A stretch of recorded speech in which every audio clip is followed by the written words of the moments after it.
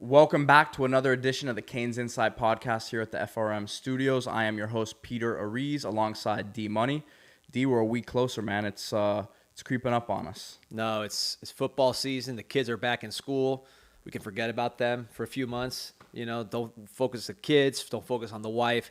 Focus on what's important, which is Hurricane football, and it's getting close, man. It's getting close. Yeah, and we have a big guest tonight, Johnny Ruiz, coming on from Cigarette Racing Team and MSP Recovery. Obviously, the news coming out this week, some of those renderings of the stadium. So we'll get into that with him. I think it was interesting to get his perspective. This isn't just about them trying to go out there and build a stadium for, the fun of building a stadium, right? There's real reasons behind this that I think could help the Miami Athletics program moving forward. So interesting to hear his perspective on that. No, absolutely. The pictures everybody sees, but some of the behind the scenes as far as what this is all about. And, ultimately it's about what we're talking about here, which is Hurricane football. We had the second scrimmage, kind of like the first one, defense dominated. Not a ton of noteworthy news, thankfully, not as many injuries as we had in prior scrimmages, major injuries. So, that's a positive, but really, let's use this opportunity to take a deep dive into each position, where it's coming out. This is based off, conversations we've had, things we've seen, things we've heard about how these positions are shaking up. Kind of exclusive. You're not going to get this anywhere else. And I'm ready to break it down, man. Let's go. Yeah, so let's just get right into it. Obviously, like we've talked about some of the stuff that stood out right in the first couple of episodes, but I think we'll go a little bit more in depth, like you said, position by position. We'll start right off with the quarterback spot. I think we know that Tyler Van Dyke has solidified himself after the season he had last year, but there's some depth in that room. Oh, yeah. To me, it's my favorite room of the whole team, top to bottom. It's also the most solidified as far as 1, 2, 3. Tyler Van Dyke, number 1. Jake Garcia, number 2. Jakari Brown, number 3. With respect to Van Dyke, we know what he can do. He had a great camp off the field, unbelievable. You hear Mario talk about in terms of competitive drills in the offseason, like, he is the guy that's trying to win everything, and he's cocky about it. He's letting people know. He's working hard in every aspect. So all the off-the-field stuff is great. You know what the on-the-field stuff was last year. I think what I'm looking from him is he's going to be a little more athletic this year, because I think people underestimate how athletic this dude is. Multi-sport guy in high school, was the best pitcher in his area, also played basketball, started as a tight end on the football field, had a 4.28 shuttle laser in high school at his size, which is like, that's NFL elite. And he's doing that 6'4", 200 plus, big boned. So he has those quickness. He has that quickness. He has that ability to move. You saw a little bit in that Virginia game where he's able to have that long touchdown run. I think he can do more of that. So you look at someone like Sam Howell, Sam Howell was a pocket passer, had 100-something yards. As a sophomore, then as a junior, he kicks out to 800 yards. I'm not saying Van Dyke's going to do the same thing, but you're going to see him run more. If you're going to say, all right, Miami, receivers are your weakness, we're going to play man and blitz you, well, Van Dyke can hurt you with his legs in those scenarios. He's lost weight. I mean, you've been around him. He's leaner. I think that's, in terms of his game, we know what we're going to get, but if there's a surprise to his game, I want to see what he does in terms of running the football. Jake Garcia, I mean, how quickly has he picked things up in your estimation? And looking forward, is he a guy that could step in if need be? I definitely think he's one of the best backup quarterbacks in the country, definitely in the ACC. I feel very confident if he had to step in. Really natural passer, also very polished passer. I mean, he's had coaching to get to that point, but he also, something about him just seems easy, that quick release, the quick decision-making. He's not somebody, even though he's been coached a lot, he's not somebody that's mechanical in his processing. He sees and throws. I think there's been an adjustment to the more pro-style Gaddis-type offense. Garcia, he reminds me like a Baker Mayfield in terms of he's at his best when spread out. He's just making quick decisions and letting it rip. But he can play that pro style as well, and I think that's been the adjustment. And spring was up and down, a lot better camp, I thought, this time, and he's going in the right direction. Definitely can win a lot of games with Garcia if it came down to it. And then as far as Jakari Brown, if you looked at just his best throws, he would look like an NFL quarterback because the arm strength, he's got that whip release extremely fast. And some of the wow plays in the run game as well. And you haven't even seen that yet, really. I mean, you see it a little bit, but that's the kind of thing that quarterback run, that's a pads deal. Obviously not non-contact in practice. You're not hitting the quarterbacks. when you're actually playing live and this guy's running around at his size, he's bigger than Van Dyke. I think he's going to wow some people. It might be Bethune-Cookman as early as that you see him just make a play with his legs. You say, wow. But the throwing is there too. It's just not consistent. You could take his 10 best plays and look like the best quarterback in the country. You take his 10 worst plays, you're going to say, oh, he should play a wide receiver. It's about consistency, fundamentals, and more of the good plays, less of the bad plays with him. But the talent's there, and as your third quarterback, we're in really good shape. Let's look at the running back room. I know fans have been excited about that room, the depth of the room, some injuries, coming into play before the season and, probably shaking things up a little bit. But how do you see things kind of playing out there? It's interesting because we talked about it before all these injuries, that if you wanted to see who the franchise backs were, at least potentially, that had it all, the speed, the strength, everything, you'd say either Citizen or Chaney, that they were the ones that had that total package if it came together. Obviously, both of them are out for an extended period of time. So now it's kind of like you deconstruct that franchise back into three different people. So you have the explosive ability of Knighton, 11 touchdowns in 8 games, some of the best plays we've ever seen, from him last year. He's the explosive guy, and he's had a good camp. Parrish is your steady guy, the guy that's going to make people miss, a tremendous vision. He's smart in the passing game. He can block, he can catch, just total reliability from Parrish. Obviously, the negative, he's not that big, 5'11", 190, skinny, and he probably runs, 4.6. Thad Franklin, the size, 240 plus. I wish he was a little smaller because I think he could be a really, truly high-end college back in that 230 range. He's more in the 240 range, but he brings the power element. So you have three guys who are totally different, complementing each other to bring that room together. Obviously, you don't want an injury. It's a little dicey there.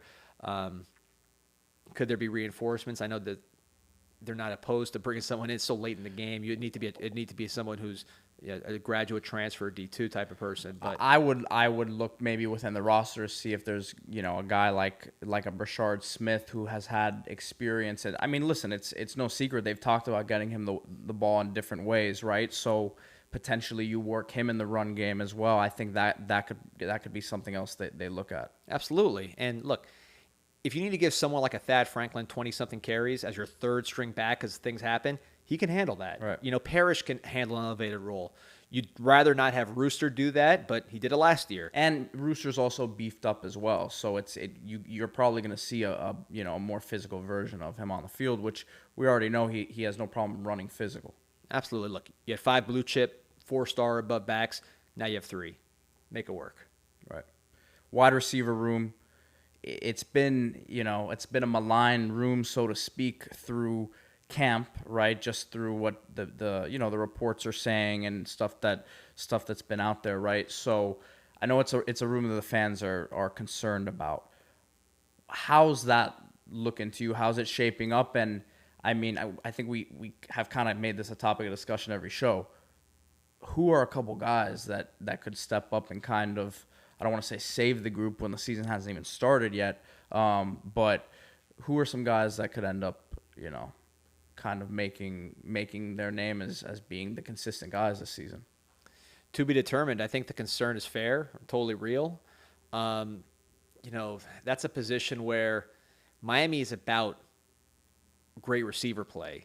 If you don't have great receiver play in Miami, it's really not a Miami team. So there's certainly concern there, particularly in terms of the downfield explosive passing game. We didn't see that in the scrimmages, and the coaches were open about it, so I don't feel bad saying it, but it wasn't there. There was not that big play element in the scrimmages.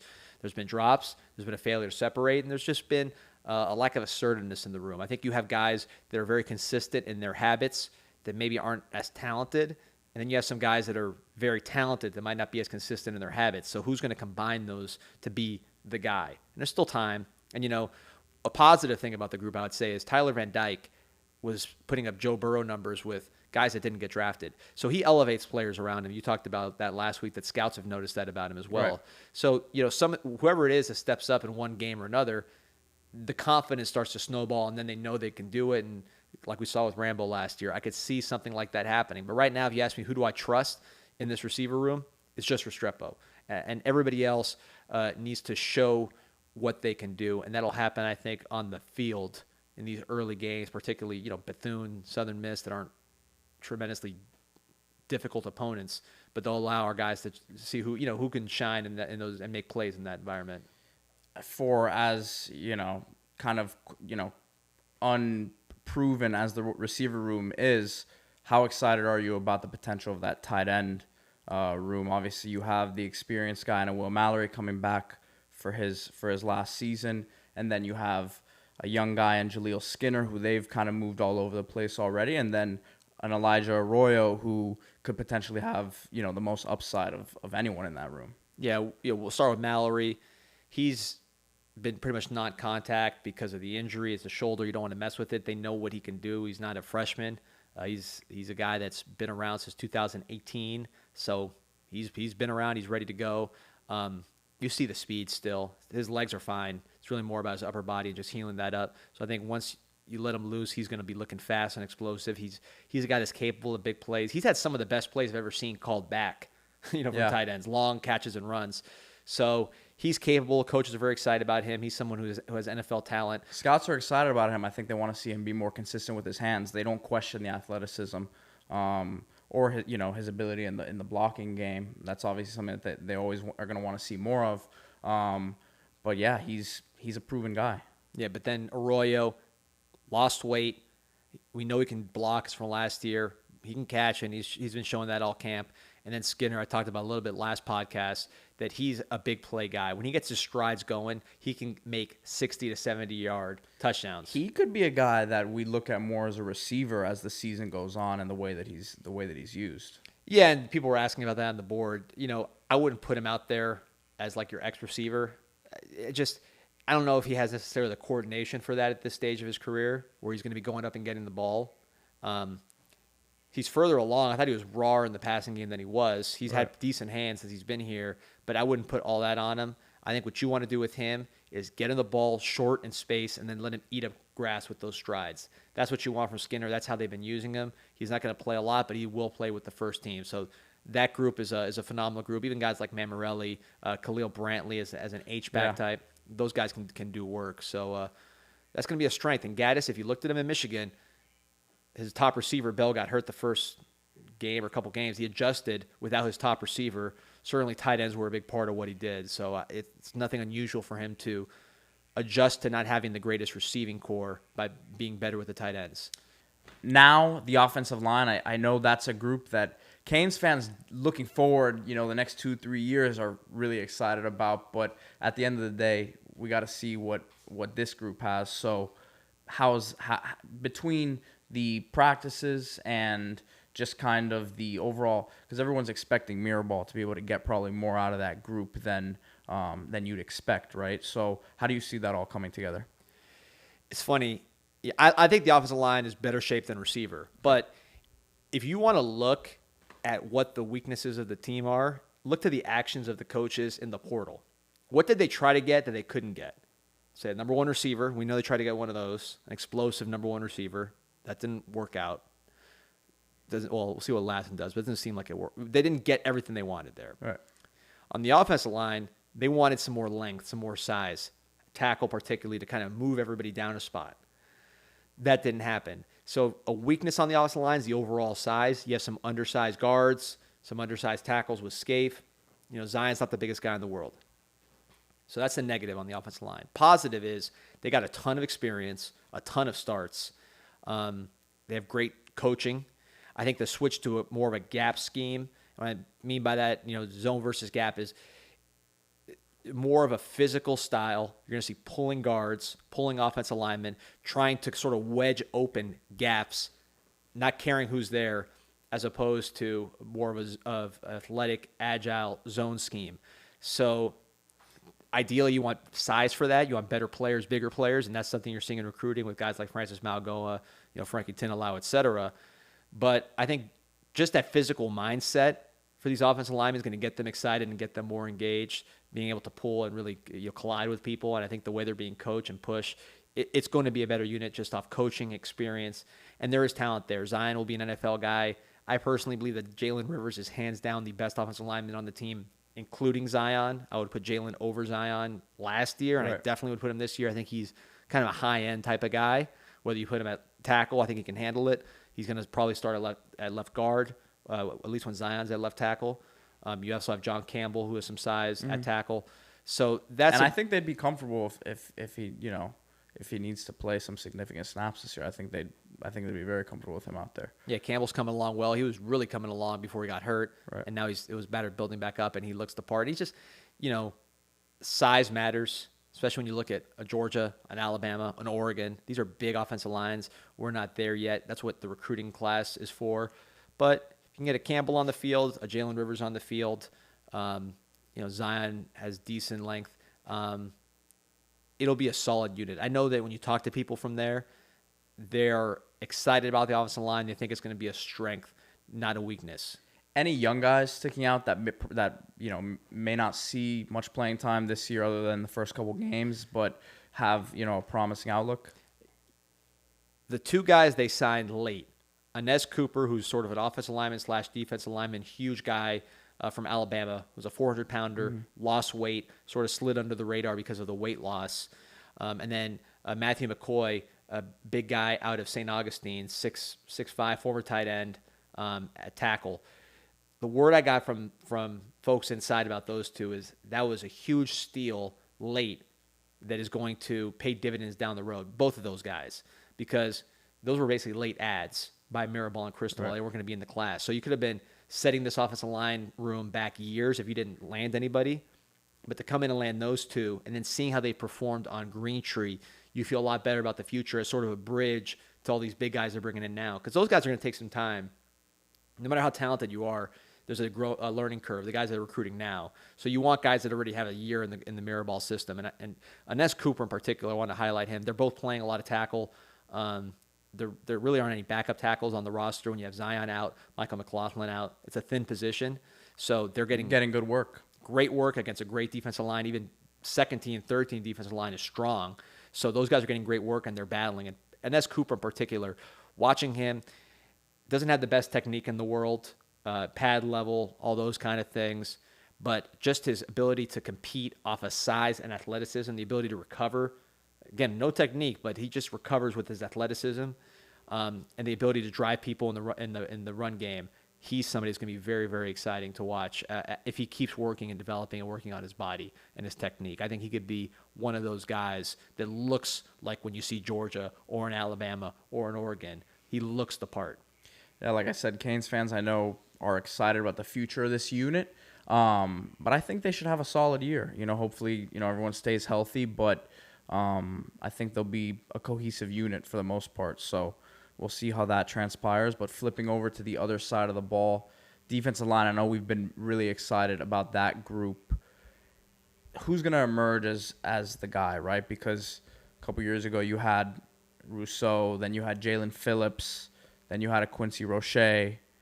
And, these are talented D-lines, but those guys kind of emerged as the ones, right? Who are going to be the couple guys this year because we know it's a deep group, but who are going to be the alphas of that group? I don't see that first rounder yet, like with those where it's real top heavy, a Rousseau or a Phillips, and then maybe a gap. I see more quality depth. And when I say quality depth, I mean guys that could play at a high level, well above average guys, and a lot of them. And play multiple spots too. Right. So they're different roles. So a Messidor, inside, outside, versatility, great bend and fluidity and putting moves together, great motor. He's going to do things. I compared to Quincy Roche last time, probably a little bigger with the inside, outside versatility. Daryl Jackson, the guy from Maryland. I mean, you see this guy and he just looks the part. 6'6", I think he's got a 7-foot wingspan, 320. He's 19 years old, just turned 19. The things he's doing in practice in the run game are special. I mean, special. He's not going to be the best guy on third down. You probably won't even have him out there on third down because that's not what he does. But in the run game, he could be a true impact player, to a high degree. I would compare him to Raekwon Davis out of Alabama, who the Dolphins drafted. 6'6", yeah. The length, the ability to, sometimes guys are tall and they're easy to get pushed around because they don't have the same pad level. They might be a little skinnier or narrow in their lower body. This guy's big and tall and tough. So when he gets into guys and extends his arms, he causes a lot of problems in the run game. So some special ability from him. Then Then you had the athletic guys like a Leonard Taylor. Well, I feel like people have been asking about him on the website because I guess they say that they haven't heard his name much. So I just wanted you to talk about him real quick. He's there. I mean, he's in a competitive group. He's still developing. He's a true sophomore. Right. You know, talking to one of our friends, I won't say the name, but you know who I'm talking about, old coach, been around everywhere in the SEC, the true veteran. He used to say defensive tackles, you can't play them if they don't have their mustache. You know, they got to grow and mature physically and get used to that. You don't want young players playing at that position. You probably don't have a good defense, which Leonard Taylor played last year. We didn't have a very good defense. So in a good defense, a guy like Leonard Taylor comes along slower, which means he plays a lot this year, but then really blossoms down the road. I would say Jared Harrison-Hunt is 2 years advanced from Leonard Taylor because same athletic body, same interior pass rush ability, but he's signed in 2019 as opposed to 2021. So he's 2 years ahead body-wise and just experience-wise. So I think both of those guys together are going to give you your interior rush and your athleticism. But Harrison Hunt's the one that really jumps out to me because I think he's just a little further along physically. So behind them, linebacker group. I think we've talked about how strong both the D-line and the safeties group is. The linebacker group, the corner group, both interesting. And I think another group that the fans are kind of interested to see, you know, how it shakes out this year, right? So in the linebacker room, you do have some experience in a Steed, in a Flag, guys who have played a ton of snaps in their careers, right? Behind them, young guys that could emerge this year and play a role. And then from Flag and Steed, how do you see them kind of progressing as the year plays on and their roles in this defense? Because, again, it is a different defense from what we've seen. Best I've seen both of those guys play, Steed and Flag. Steed in particular, last scrimmage made a lot of plays. You know, shout out to his dad, post on CanesInSight message board. And, you know, I mean, it's hard. Imagine your son coming in. This guy, I mean, Steed has a lot of physical ability. He was a 4.7 laser guy coming out. You know, he looked... Instincts off the charts. Passing game, he was good as well. Yeah. Great tackler. So he had it all. Then, I mean, tremendous adversity with multiple injuries. Could have transferred, could have quit, could have done a lot of things. Stayed with it. His body started coming back. You know, his athleticism started coming back. And then just being smarter. He had always had good instincts, but being smarter in the game, being older. He is playing the best I've seen him play and really playing well, particularly with the guys in front of him, you know, protecting him. A guy like a Daryl Jackson, it's a lot easier to make plays when that guy's in front of you. Well, there's a lot of new faces, so I think he could be a guy who kind of stabilizes things in the middle there. Absolutely. And Caleb Johnson, he's better than I thought he was from UCLA. I thought he was more of a journeyman, but the guy's got speed. He's the same age as Shaq. He was Shaq's class of 2016. We all know D-Money loves him some Shaq Quarterman. Yeah, and I love older players. You know, you watch these teams from Utah, and they got these Mormons that are 26, and you're like, how are these guys so good? Well, they're old. You know, they're physically mature, and this guy's 24 years old. He's been around the block. He's played a lot of football. What surprised me was the physical ability. He's fast. You know, he looks fast. In Miami, he looks fast. And we need a little bit of that, the linebacker room. So really happy with Caleb Johnson. Both scrimmages, he was a standout, sideline to sideline. He's not a huge hitter, but he could definitely tackle. He's good in the passing game, gets sacks. So he's someone that's really stood out. I think is going to be an impact player in that linebacker room. And then you had the athletic guys that you want to see who's going to emerge. Keontre Smith's been a little quiet. I know he's put on some weight, which is good. He's going to need it, but he hasn't had the best camp in the world. But linebacker's kind of tough, in my opinion, without the whistles blowing for real. So I think a guy like Keontre Smith, maybe he's not had the best camp, but he can go in a game and have a great game, and then his spot's secured. You know, so these linebackers, a lot's going to be determined, I think, in the actual games. Live action, yeah. And Chase Smith and Wesley Bassane both have shown huge flashes in scrimmages as far as the twitch, the length, the ability to strike. Both of those guys. A Gilbert Fryerson, would you put him in that group, or would you consider him more of a safety in this defense? He'd be like he's half Sam, half nickel quarterback. You know, that's the same position he played last year. Different name, star now, striker last year, but same. He's going to do a lot of things that a linebacker would be asked to do, though.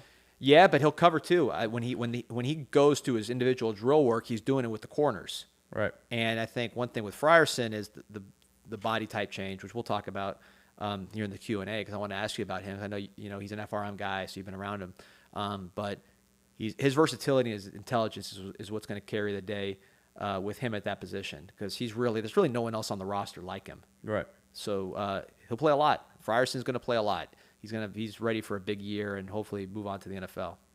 Cornerbacks, DJ Ivey, we saw got the shout out this week from Jim Nagy from the Senior Bowl.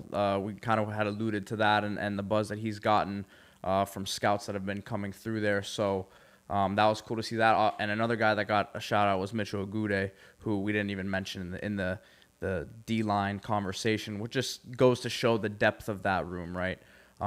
So corners, there's been some movement there, but a lot of guys returning. So how do you see things playing out there?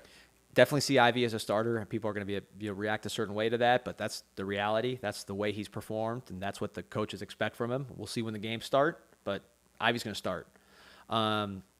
Corey Couch, basically a starter, really more of a nickel, but he can play outside, having an unbelievable camp with the added weight. He's one of our top guys. And then I want to focus on Tyrique Stevenson, who, he's so big, and the physical ability is just off the charts. He's physical. He was the only guy that really tackled in the secondary last year, the whole year. I didn't see him. Him and Cam Kitchens really didn't miss many tackles. Mm-hmm.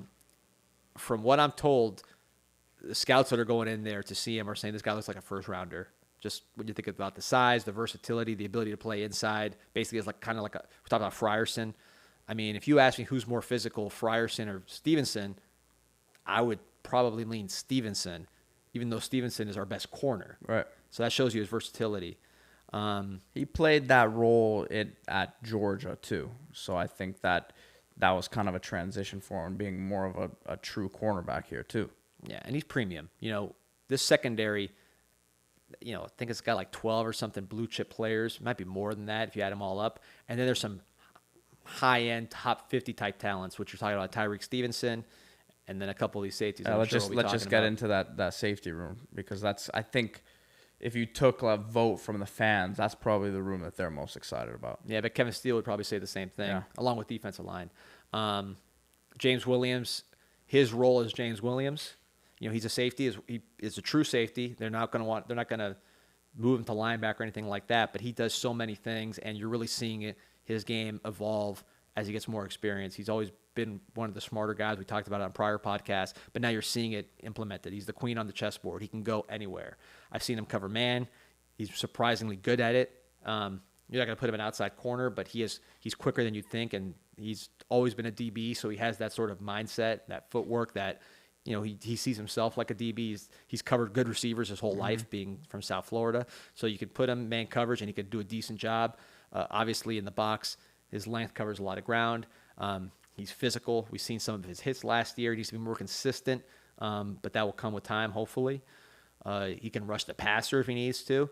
And then if he needs to drop all the way back, he can cover some ground. So James Williams is a very unique player, and somebody who is going to be one of the key players on the entire team. Devonte Williams, much different body type. Compare him to like a Budda Baker from an NFL standpoint.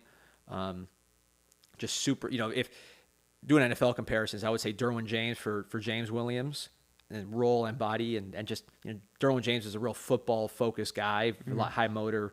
Even though he's very physically talented, he's got a lot of character to him, football character, and I put James Williams in that category. Avante, like a Budda Baker, just high-strung, super twitchy. You could blitz him. He can cover the slot, no problem. He's quick enough laterally to do that. Super rangy in the back end. We saw that the Georgia Tech game, one of the best picks we've seen in a long time. And he wants to hit everything that moves. He has that sort of mean streak that's hard to coach. So he's someone that could do a lot. I mean, there's a theme with these safeties. And then a different type of guy, I would say Cam Kitchens, who's really more of your true back end, deep safety, extremely smart. I mean, you hear him, he's going to come for our jobs. This guy, if you see him for his interviews, he's he's meant for TV, the way he carries himself. But football-wise, extremely intelligent. And you could trust him to make one-on-one tackles, which the deeper you get, that's pretty important because you are a true safety. You're the last guy before the end zone. And he showed last year that he really the best tackling I've seen in the secondary since Jaquan Johnson. And that was as a freshman. So we didn't see the ball hawking from Cam Kitchens last year, even though that's what he was known for in high school. I think you've seen in the scrimmages, he's been getting interceptions in practice. He's been doing that. So that's something to watch for, too, is Cam starting to really thrive as a ball hawk because he's so smart, and now he's played a little bit. He's going to have that confidence to maybe take an extra chance or two, like a Ed Reed, which is like an educated chance attacking the ball. So you see picks from him. And then Al Blades, you can't forget about him in the safety room. He really hasn't. I thought he'd take more nickel reps because he did that very well as a freshman or corner, but he's really been a mainstay at safety. And he's got the size. Obviously, he comes from a family of safeties. He needs to be more consistently physical, but perfect opportunity to do it. And he's having a great camp as well. So with those 4 guys, big recruits, big physical talents, guys that have played, you have to feel very, very good about that room. And next, we will be joined by Johnny Ruiz, who's going to be giving us all the latest on the stadium. I know Canes fans are excited about that, so we'll check in with him. The more things change, the more things stay the same. Canes wear still the number 1 spot for all your Canes needs, your South Florida sports teams needs. They got it all. They got the new Miami Knights jerseys coming in, all kinds of new gear coming in, the new Adidas Ultra Boost. Everything you need to get ready for this season. You know, you've been working hard. Christmas is still a long way away. You got some money saved up. Blow it now. Buy some stuff. Get ready for the season. Look right. Everybody else is investing. Invest in yourself. Invest in your wardrobe. Look, no more of these old, ugly shirts from the 2014, 2016 when we lost a lot. New era, new gear, same old Canes wear. The best in the business for South Florida sports. Welcome back to the CanesInSight podcast here at the FRM Studios. Joined by our guest today, Johnny Ruiz, COO of Cigarette Racing Team and an attorney over there at MSP Recovery Law Firm. Johnny, appreciate you coming on today, man. It's been a busy week for you on social media as usual, right? Yeah. So you guys put out the renderings of the stadium. I know a lot of people have been talking about it, and that's kind of been a project that you've headed up. So, I mean, just give the fans some insight into your reasoning for putting that out this week, you know, and kind of where we go from here. Yeah, so it wasn't really, like a timing thing. I just put it out when it was ready. I know that I had kind of talked about putting it out sometime in August. And, you know, the guys at HKS did a really good job of actually getting it there on time. And again, this is just a first rendering. I don't want people to look into too much detail. Like, you know, there's a palm tree here or there's a seat here that shouldn't be there. It was more for the concept of what the look and feel of the place is, you know, with one open side, with the water features, with, you know, the park maintaining its park. It's not just going to be, you know, completely torn down with all the trees. We're trying to integrate the stadium into the park in a way that, you know, you probably won't even notice it from some parts of the park. That was like at least the goal. In a lot of ways, it's obviously hard to hide something that big. Right. But, you know, the idea is to have it sort of blend in and become part of the park where people aren't necessarily, you know, like, oh, there's a stadium there and it kind of ruins the atmosphere of the park, right? So we tried to integrate it, and there's going to be a lot of things that, you know, are going to be coming up in these designs that people are going to be excited about, because it's going to be able to engage people. That's not only when it's game day, right? It's going to be other activities that happen throughout the park that allow the stadium to be used for things other than football or other than just UM. So, you know, the idea is to allow high school athletes to use it.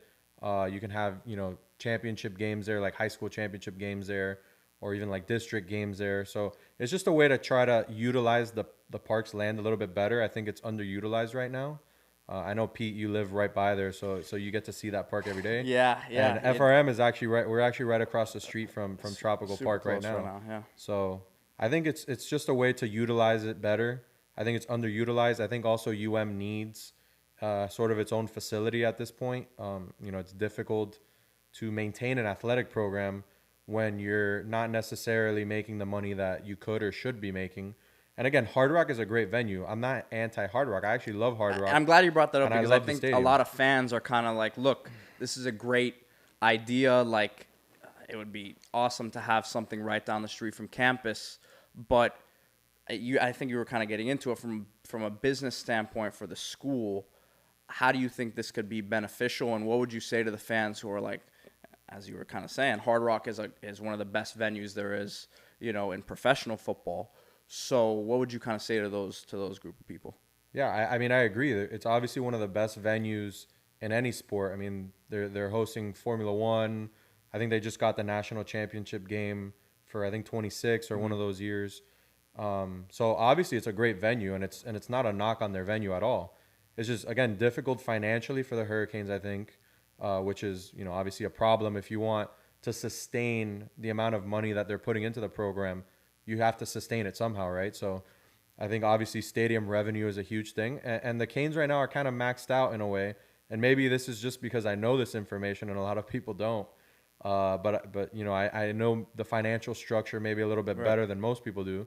I'm going to leave it at that. But I know that, they're kind of maxed out on what they can pull from revenue in that standpoint. So, that's something that a lot of people haven't talked about, right? Which is, how can we sustain the athletic program at Miami, not for 1 year, not for 2 years, because obviously the university made a huge investment right now with getting Coach Cristobal, getting the coaching staff, which is probably one of the top coaching staffs in the country, top to bottom when you look at it. And then obviously the new facilities that they're going to start coming out with on campus. You add all that up, you need to fund it somehow to sustain it, right? So that's the biggest thing that I see, and one of the things that I think we've kind of tried to focus on is, for the good of the program, we think that the long-term solution is they need their own facility. We think that they can fill it. And it's not a knock on Hard Rock at all. It is what it is. The Dolphins own that spot. Stephen Ross has done an amazing job with that facility, turning it into what it's become now. So again, it's not a knock. I love Hard Rock. I'm going to be hopefully at every game this upcoming season, and it's a great venue. So it's more of just that aspect, and I think that the Hurricanes do need their own home. They're probably the most premier team in this city. When they're rolling, the whole city's talking about it, more than the Dolphins, more than the Heat, more than anyone. It's Canes football. That's what this city was kind of built on. So to bring that back, they really need to have their own place, and that's kind of where I come from. Going back real quick into kind of the look and the feel of the stadium, you mentioned, I believe it's HKS. Yeah. So they've been a pretty prominent, company, right, in some of the top stadiums that have been built recently, at least in the NFL. I know they built or designed, I should say, SoFi Stadium out in LA, which I was just at last week. Had a very futuristic feel to it. Obviously, LA, Miami, there are some aesthetic kind of comparisons you can make there. So how much of their work elsewhere did you guys look into before kind of consulting them and seeing what they had? Yeah, so we narrowed it down to two firms, and I think I even said it on Twitter which the two were. Both were amazing. Both have done incredible jobs. We just obviously connected better with HKS, we felt like. They've done great projects, especially football projects. So they did SoFi, they did AT&T Stadium as well. So they have experience building, the sort of facility we wanted and we envisioned. So that was, a huge part of it. And then they also have an office here in Coral Gables, which helps also. So they're able to meet with us a lot more frequently. So they've been great. They've kind of spearheaded the whole project. I've just given them a little bit of guidance of what kind of the vision was, but they've done a great job and they've kind of run with it. And we continue to talk, pretty much weekly about it. So, they're on it and they're very passionate about it. And, we're really excited about, the stuff that's coming up now, and you guys will see it whenever I get it. I'll show it and I'll share it so that everyone can kind of see what the progress is. That's kind of why I showed a picture that even though it's not completed yet, I just wanted to show the progress more than anything. So that was kind of why I showed it. So Johnny, obviously location is what a lot of people are talking about, where it is, but you're not just putting Hard Rock, in Glenvar Heights. So experience-wise, what are some things that might be different, or that your vision is different than Hard Rock with this stadium? So I think the biggest thing is that we kind of combined a lot of elements from other stadiums that we really liked and brought it to this venue. So we really like the water aspect of Baylor, that they have, that you can take boats or whatever. And obviously we can't take a boat here, but you can enjoy the lake and be on the lake either, during the game, after the game, or before the game as a tailgating experience. So that's something we're playing with now, is figuring out how we can activate that the best way possible. So my idea was kind of to have some pontoon boats out there that people can rent as a tailgating space. I think that would be pretty cool. Yeah. And actually, if you look at the picture, the water comes up pretty much into the end zone right now. Right. So you can even be on one of those pontoons out on the lake, and then when the game's about to start, it gets brought over to the stadium, and you have, maybe 10 different pontoon boats that get to be on the water during the game, but you can also watch it like from one of the end zones. So that's one of the things that we have. There's kind of like a deer district. I don't know if you guys are familiar with the NBA Milwaukee Bucks stadium. They have like this, huge sort of section outside the arena, and they have this big jumbotron where people who can't get in can actually still watch the game and still have that atmosphere. Right. So that's not in the picture yet. That's going to be added now to the next drawing, but it's going to be outside the stadium. There's going to be a huge screen similar to how Marlins Park has, but we're going to set up, like food trucks and like drinking and all that stuff.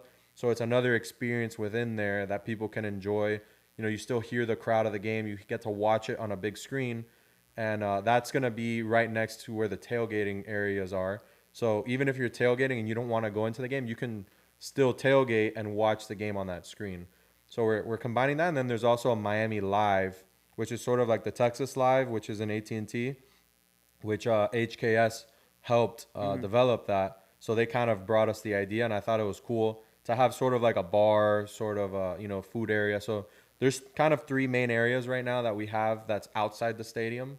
In terms of engaging people. So although it's only 60, 70,000 people inside the stadium, it's going to feel like a lot more come game day, people walking around, because you're going to have that atmosphere of, 100-something thousand people being able to experience that.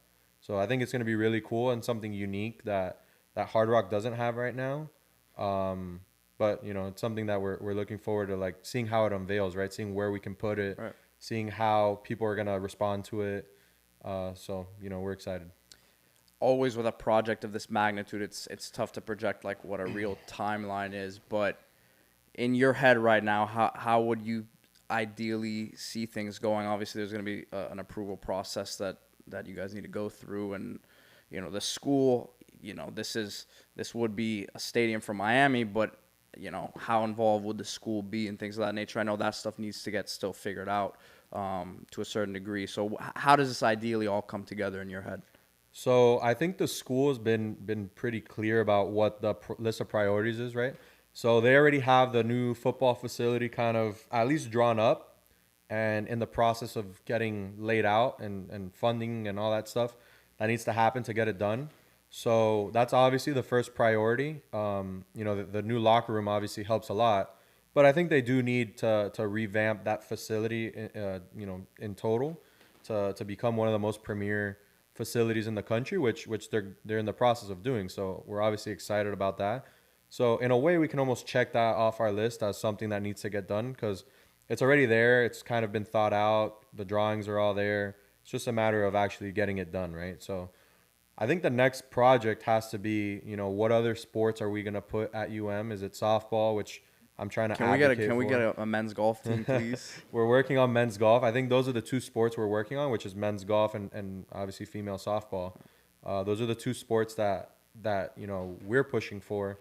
We think softball is a huge thing here in the South Florida community.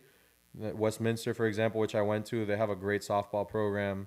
A ton of these schools down here have great talent. So I think UM really needs a softball program. It's just obviously a matter of figuring out where we're going to put it. And the Title IX implications that comes with adding different sports. Right. But I think the way that this comes together is, obviously the lease at some point at Hard Rock is going to come up. They can renew it, obviously, and I'm sure the Dolphins would love to do that. But, that's kind of the time frame, I think, realistically. These things take a long time to get approved, number one. Number two, you got to get, people to vote for it. You got to do the right, you have to play politics in a way a little bit. But we think it's a great project that people are going to be able to get behind. If you go to Tropical Park right now and you go to the soccer fields, not the turf ones that are like the smaller ones, but there's really nothing there. I don't even think they use them right now.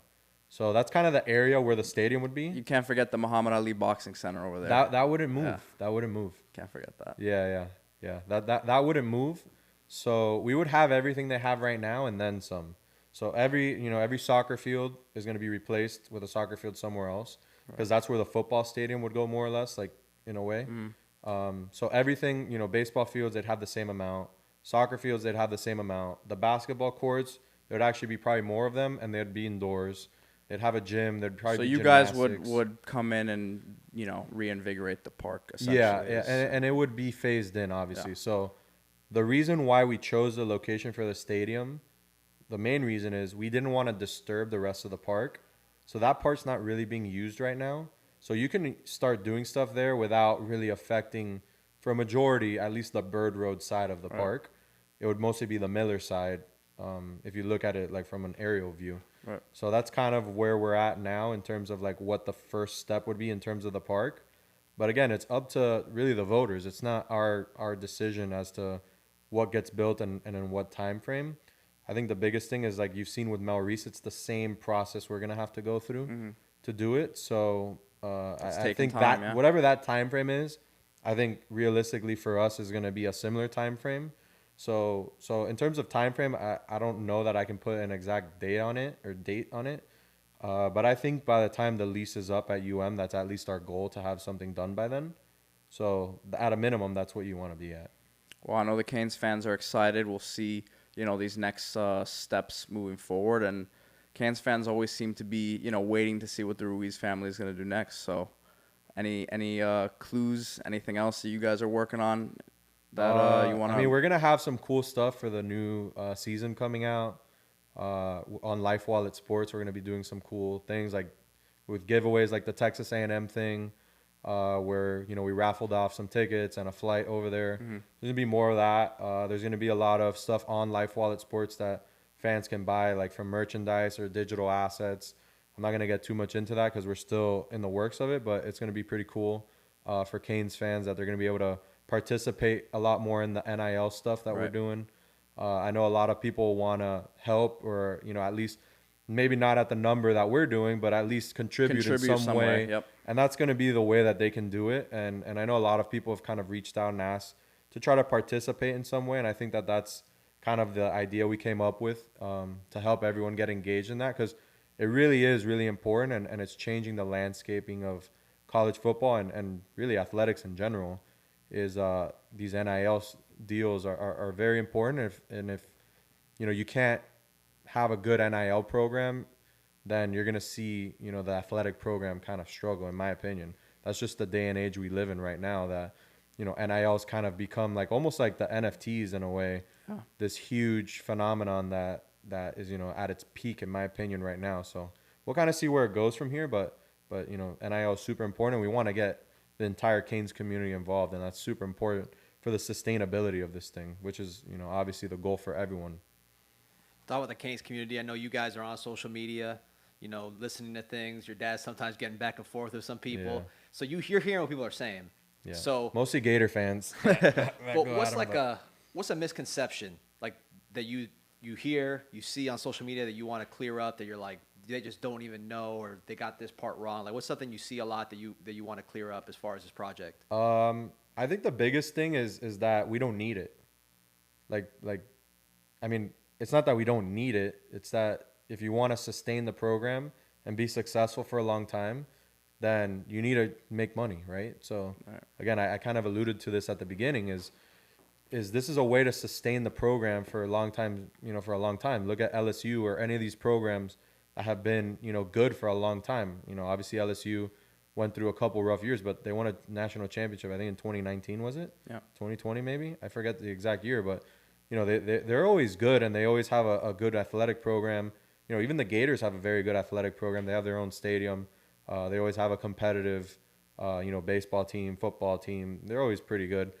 So you need to be able to sustain that monetarily, and I think that's the biggest thing that people hadn't really understood, because they think that our deal with Hard Rock is maybe something different. Maybe they never thought of it. Maybe they don't realize that our athletic program is kind of capped right now, where we can try to monetize things, especially with at least stadium revenue. Obviously, TV deals are a huge deal, and that's why maybe changing conferences isn't such a bad idea right now, with the Big Ten trying to expand, and other conferences, SEC or whatever conference it is, maybe even the ACC expanding. That's kind of been talked about as well.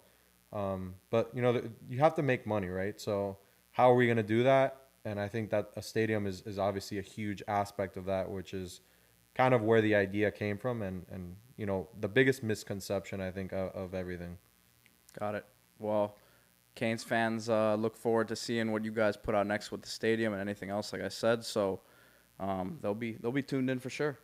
Johnny, appreciate you joining us tonight. Again, the COO of Cigarette Racing Team and an attorney at MSP Recovery Law Firm. Johnny Ruiz, thank you for coming on. Appreciate you guys having me on. Look forward to doing it again. And if you guys are enjoying the content here on the CanesInSight podcast, don't forget to like and subscribe on all social media channels, which I believe right now are YouTube, SoundCloud, and going to be more coming up. Obviously, you can catch us on the Apple Podcast app as well. But let's get into some questions, D. I know we did this last episode, and we're going to continue to try to get this, get the CanesInSight community involved in the show. So you want to start us off? All right, so we got one from T. Simontis, longtime user, November 2, 2011. So he's day one user here. Peter, will the new NIL landscape result in fewer decommitments and last-minute flips? Not just at Miami, but in all of college football. I think that's to be determined, right? Because I think last year we didn't really see that push of, the high school guys getting the NIL deals from these collectives, right? Until really this, I want to say the portal season, right? It became a bigger topic of discussion, and leading up to really the February signing day, right? So this is the first true cycle we're going to see with the NIL coming into play with the high school guys making the decision. I would lean to say that there might be less, definitely.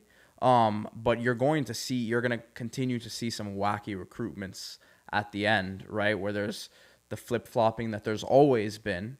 But it's just going to be, I think, even more under the microscope. So. I mean, I shouldn't say this, but if I was advising these kids, I would say wait till the end. Shamar Stewart, the guy's third string at Texas A&M, making more than the coaches, because he waited till the end when everybody had money and they wanted to make a splash, and it became a bidding war. That's when the NIL thing really became the topic of discussion that it is now, right? And we'll see, if it continues to stay at that level, right? But yeah, I would tend to think that there will be less, as the question kind of was alluding to, but you're still going to have the crazy flips and stuff at the end of the process just because someone, agreed to an NIL deal, because again, these NIL deals don't come into effect until they actually, are signed with the school and on campus, right? It's not like they're agreeing to stuff, right? But I don't think that it's something that, they're going to feel like they're 100% obligated to, because they're going to have whatever offers they want at other places as well. Are the contracts binding? I mean, can they, how does that tie into a school? Well, the deals that they're getting so for example, a Life Wallet deal, right? It says nothing that you can't have any deal that says you have to play for this school. But you saw, who was the kid from Georgia, Mims, right? That there was talk about him signing with an FSU collective, right? Or agreeing to something with an FSU. I don't know if he actually signed or agreed or whatever. Let's say he did sign a deal with a collective from school.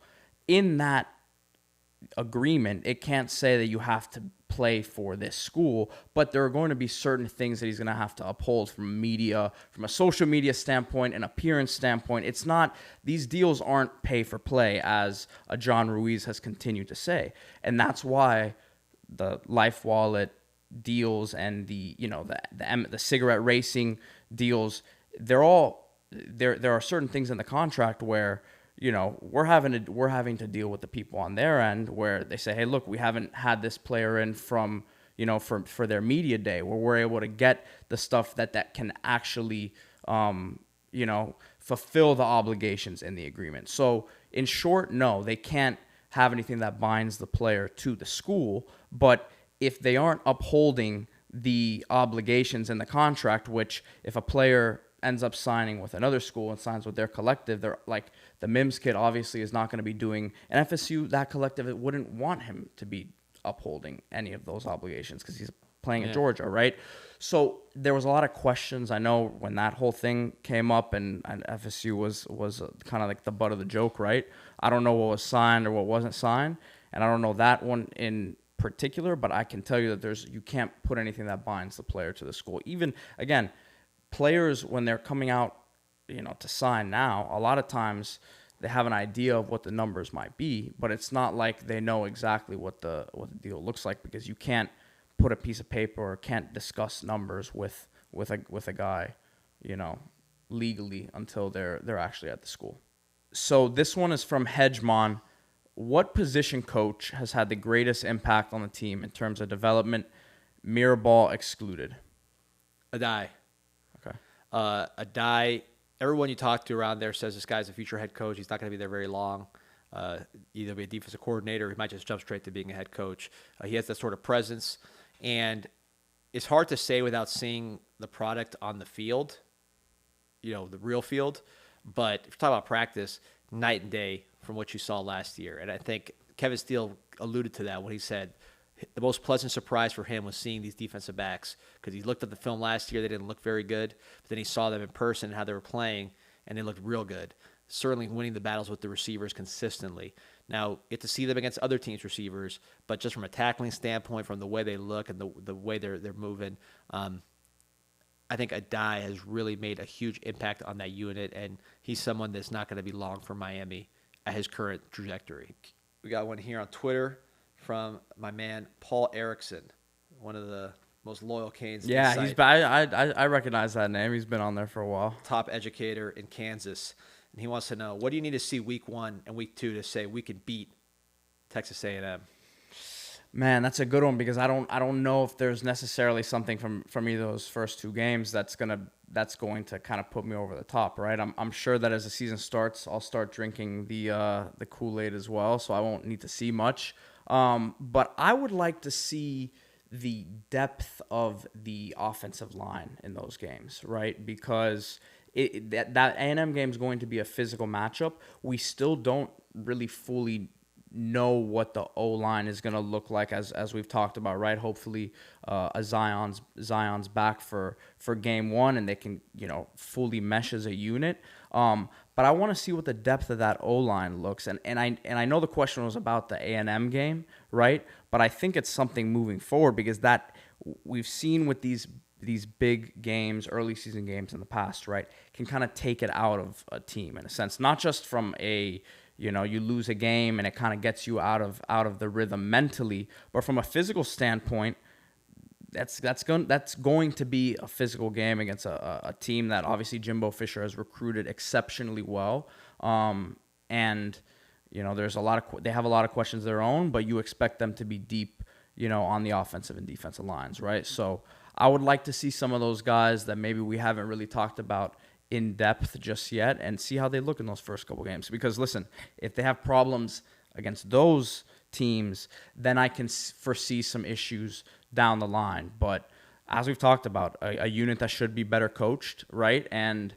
when you talk about what the hallmark of great coaching is, in my opinion, it's always getting the most out of really what you have, whether it's a 5-star recruit or a guy who has some ability and you can get something out of him, right? So I think with Coach Mirabal, that's what you get.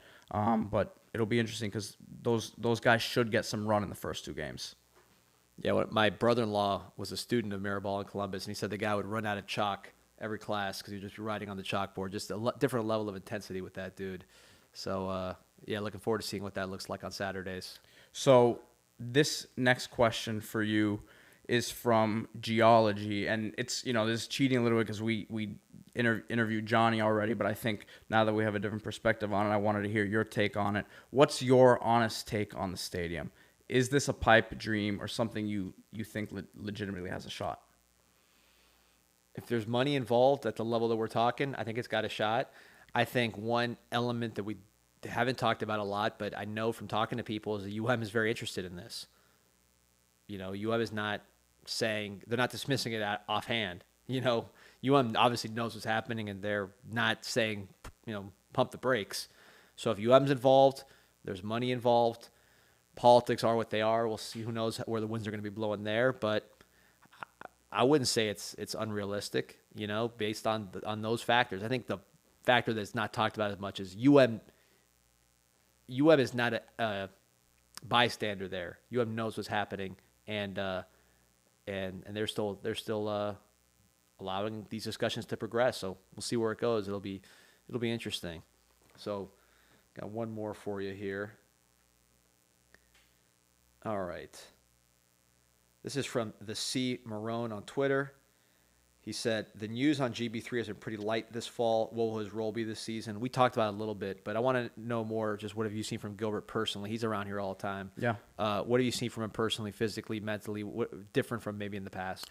Well, I think Gilbert's in a great headspace right now. Obviously, he came in as a guy who, and it's no secret that I've known him since he was at Coral Gables, right? So he was a guy who came in and obviously was a local Coral Gables guy. The community's always been behind him, right? Had that breakout, was it a junior year for him? Because this is going to be now his fifth year. So I guess it was his junior year, third year. And was 81 tackles that year. I think kind of tasted some of that success, right? And obviously the team played in some big games that year, but then, I think he'll tell you himself that he probably didn't approach the next off season, as focused as he could have been. And knowing now that, again, we've talked about this COVID year, right? And some guys are really taking advantage of it. He's a guy from a diet standpoint, from a workout standpoint, and just look, we know his football IQ's there, right? But him just being a leader and being an older guy in that locker room, I think it's gonna all come together for him this year. From an NFL standpoint and just looking forward developmentally for him, again, a guy that scouts see in that modern role. We've kind of talked about him as a guy. Do you classify him as a linebacker, as a safety? I don't think you necessarily are trying to pigeonhole him into anything. He's a guy who can cover tight ends, right? Can play in the box. You can blitz him. So he's a big part of this defense, I believe, moving forward. You've mentioned how Coach Steele kind of utilizes the different body types and players in his scheme, right? So I just think from a focus standpoint, again, him understanding this is his last shot to get right before the next level, he's taking full advantage of it. All right, I got a bonus one for you here. So this question comes from Canes for Fame, and he wants to know, does Petey Pete use a weed whacker or lawnmower when he's trimming down that unibrow bush between his eyes? Looks a little better than the old days, right? Well, what's your brow routine? Are we talking about plucking? Are we talking about shaving? What do you do? I heard if you shave, it comes back. It definitely does, but it's the most efficient way. So you got to get one of those like electric razors and just go like that. You got to sometimes grow long up here, just chop them off a little bit. But it's just the most efficient way. It does grow back, but what are you gonna do? It's easier than plucking one by one.